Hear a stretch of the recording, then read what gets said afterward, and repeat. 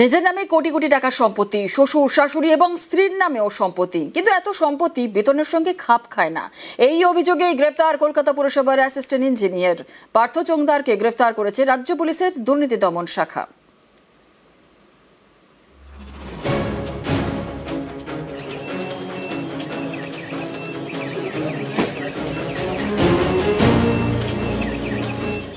কলকাতা পুরসভার assistant engineer Partha Chongdar আয় বহির্ভূত সম্পত্তি থাকার অভিযোগে পুলিশের জালে।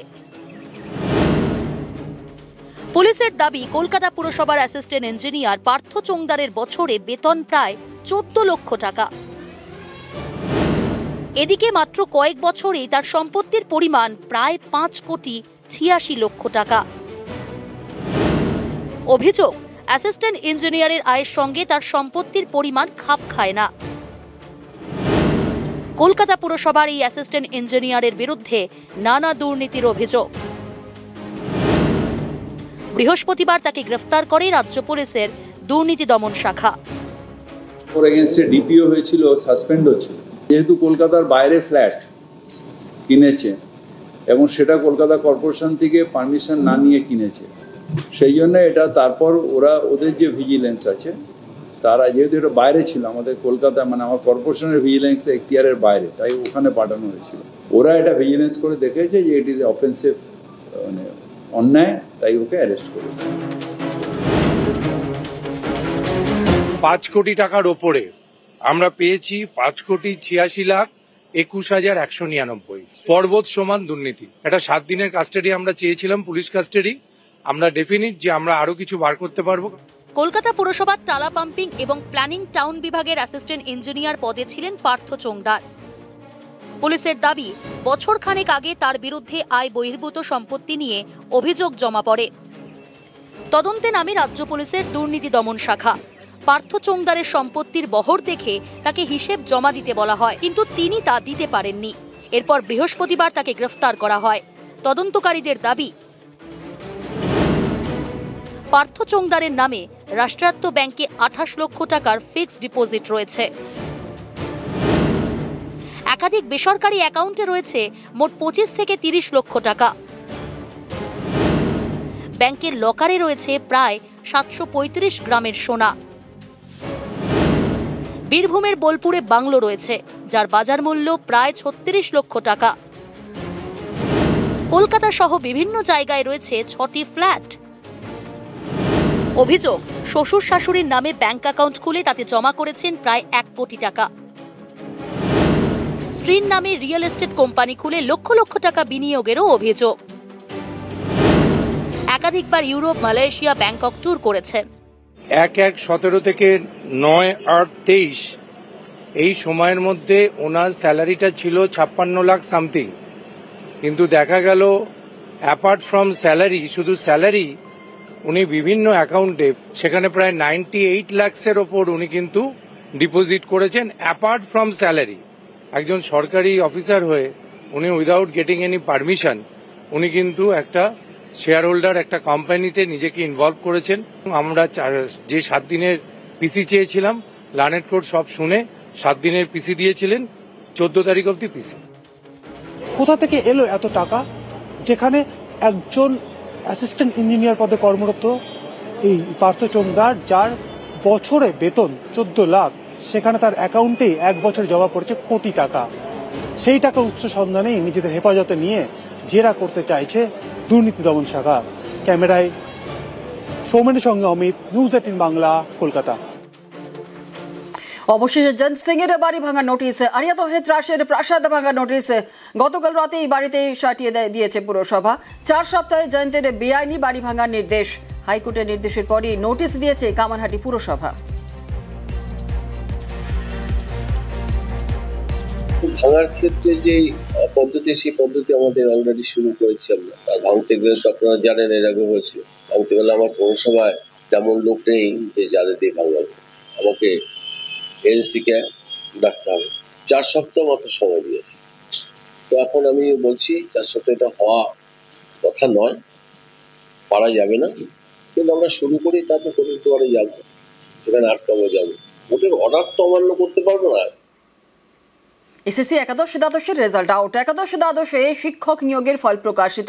এসএসসি ওয়েবসাইটে পরীক্ষার্থীদের প্রাপ্ত নম্বর দেখা যাচ্ছে। শূন্য পদে চূড়ান্ত তালিকা আসার পর ইন্টারভিউ হবে, আর ইন্টারভিউর আগে নামের তালিকা প্রকাশ। চলতি সপ্তাহে শেষে এই তালিকা প্রকাশের সম্ভাবনা রয়েছে। 100 শূন্য পদের জন্য 160 পরীক্ষার্থীর ইন্টারভিউ নেওয়া হবে। 17 নভেম্বর থেকে শুরু প্রার্থীদের নথি যাচাই প্রক্রিয়া।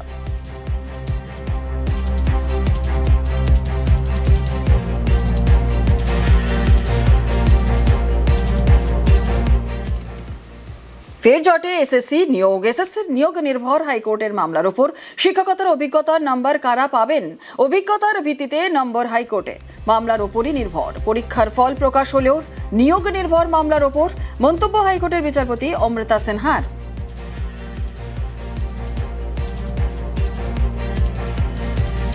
এই যে রেজাল্ট প্রকাশিত হয়েছে, এর মাধ্যমে জানা যাবে যে পরীক্ষায় যারা অংশগ্রহণ করেছিলেন তারা কে কত নম্বর পেলেন ইন্ডিভিজুয়ালি।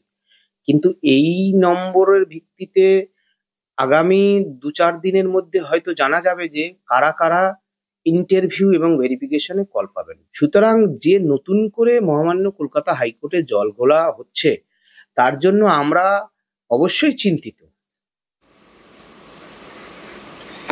দুর্নীতির অভিযোগে সাসপেন্ড আক্তার আলী। আরজি করের প্রাক্তন ডেপুটি সুপার আক্তার আলী। আরও একবার আপনাদের জানাই, দুর্নীতির অভিযোগে সাসপেন্ড করা হলো আক্তার আলীকে। আরজি করের প্রাক্তন ডেপুটি সুপার আক্তার আলী। দুর্নীতি দায়িত্বে অবহেলা সহ একাধিক অভিযোগ ছিল তার বিরুদ্ধে। দুর্নীতির অভিযোগেই সাসপেন্ড করা হলো আক্তার আলীকে। আরজি করের প্রাক্তন ডেপুটি সুপার আক্তার আলী। দুর্নীতি দায়িত্বে অবহেলা সহ একাধিক অভিযোগ ছিল তার বিরুদ্ধে। অনুমতি ছাড়াই বিদেশ যাত্রারও অভিযোগ রয়েছে তার বিরুদ্ধে। দুর্নীতির অভিযোগেই সাসপেন্ড করা হলো আক্তার আলী। আরজি করের প্রাক্তন ডেপুটি সুপার আক্তার আলী। দুর্নীতি দায়িত্বে অবহেলা সহ একাধিক অভিযোগ রয়েছে তার বিরুদ্ধে। অনুমতি ছাড়াই বিদেশ যাত্রারও অভিযোগ রয়েছে। সাসপেন্ড করা হলো আক্তার আলীকে। দুর্নীতি অভিযোগে সাসপেন্ড আক্তার আলী। আরজি করের প্রাক্তন ডেপুটি সুপার আক্তার আলী। দুর্নীতির অভিযোগে সাসপেন্ড আক্তার আলী। দুর্নীতি দায়িত্বে অবহেলা সহ একাধিক অভিযোগ রয়েছে তার বিরুদ্ধে। অনুমতি ছাড়াই বিদেশ যাত্রারও অভিযোগ রয়েছে। দুর্নীতির অভিযোগে সাসপেন্ড আক্তার আলী।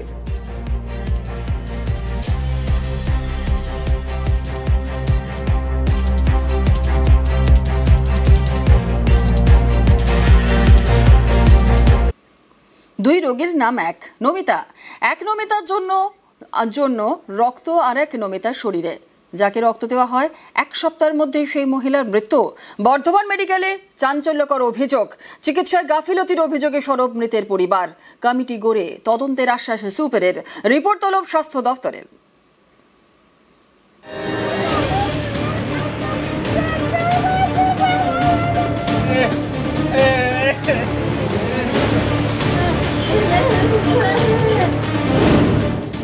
ভুল রক্তে রোগীর মৃত্যু।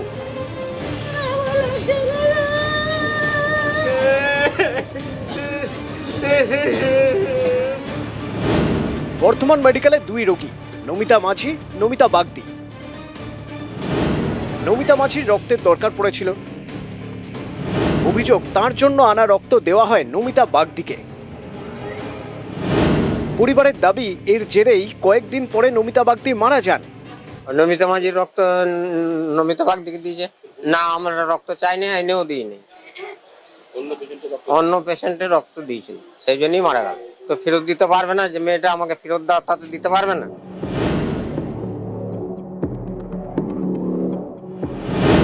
নমিতা মাঝির বাড়ি পূর্ব বর্ধমানের ভাতারে। রক্তাল্পতা নিয়ে গত শনিবার ভর্তি হন বর্ধমান মেডিকেলে। হাসপাতালের নতুন বিল্ডিং এর 3 তলার মহিলা বিভাগে তার চিকিৎসা চলছিল।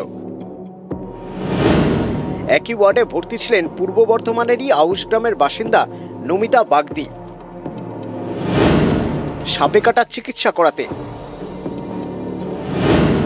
গত শনিবার নমিতা মাঝিকে রক্ত দেওয়ার কথা। তার জন্য বি পজিটিভ গ্রুপের রক্ত আনা হয়। অভিযোগ, সেই রক্ত দিয়ে দেওয়া হয় নমিতা বাগদিকে, যার ব্লাড গ্রুপ এ পজিটিভ। পরিবারের দাবি, রক্ত দেওয়ার পরে শরীর ফুলতে শুরু করে নমিতা বাগদির। তাকে আইসিইউতে ভর্তি করা হয়।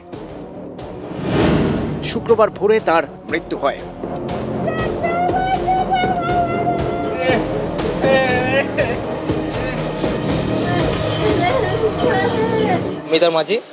নমিতা মাঝি ব্লাড তোমার নমিতা বাগদি আমার মাকে দিয়েছে। তারপর পেশেন্টের হাত মাত সব ফুলে যাওয়া একাকার, আইসিতে ভরেছে। রক্তটা তোমার ডাক্তারই দিয়েছিল। এবারে ওরা বলেছিল নমিতা টাইটেল যদি বলতো তাহলে আমরা বলতো আমাদের রক্ত নয়। নমিতা মাঝির রক্ত নমিতা বাগদিকে দিয়েছে। না আমরা রক্ত চাইনি, আইনেও দিইনি। অন্য পেশেন্টের রক্ত দিয়েছিল, সেই জন্যই মারা গেল। তো ফেরত দিতে পারবে না, যে মেয়েটা আমাকে ফেরত দাও তাতে দিতে পারবে না। বর্তমান মেডিকেলে চিকিৎসায় গাফিলতির অভিযোগে সরব মৃত নমিতা বাগদির পরিবার। এ নিয়ে হাসপাতাল কর্তৃপক্ষকে লিখিত অভিযোগ জানানো হয়েছে। যেহেতু এটি সাপেক্ষ একটা রোগী, এটি পোস্টমর্টম হবে। যে মারা গেছেন তার ছেলে অভিযোগ করেছে যে একটা চিকিৎসার গাফিলতির অভিযোগ করেছে। সেটার জন্য আমি একটা এনকোয়ারি কমিটি করবো। এনকোয়ারি কমিটি ব্যাপারটাকে সমস্ত এনকোয়ারি করে আমাকে রিপোর্ট দিলে প্রয়োজন মতো আমরা সেটা ঊর্ধ্বতন কর্তৃপক্ষকে জানাবো। পূর্ব বর্ধমান থেকে ক্যামেরায় সন্দীপ পালের সঙ্গে শরদিন্দু ঘোষ, নিউজ 18 বাংলা।